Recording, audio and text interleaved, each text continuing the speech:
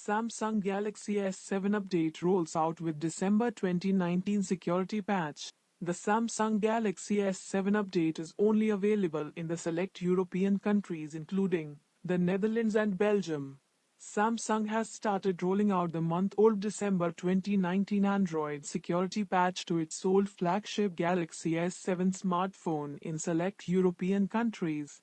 The same update is likely to start rolling out in other country markets soon. The Samsung Galaxy S7 update bumps up the software version number to G93XFXXS7 ETA 4. The update is about 50 megabytes in size, and based on Android 8 Oreo build GalaxyClub.nl. It is only available in the Netherlands and Belgium. However, there is no information on how long Samsung users in other countries, including India, will have to wait for the update. The changelog for the new Samsung Galaxy S7 update mentions a major bug fix of a security issue in the camera app.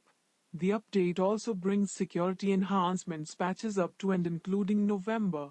It comes with a fix for 9 critical vulnerabilities affecting Google's mobile operating system.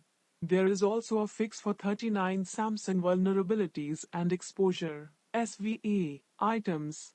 The December 2019 security patch on the update further fixes a major security vulnerability in the media framework component.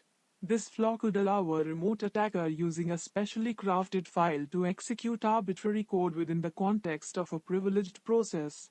The update is only for the standard Samsung Galaxy S7. This further suggests that the Samsung Galaxy S7 Edge is yet to receive the same update.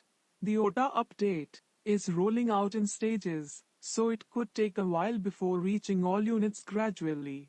Users will get a push notification to download the update.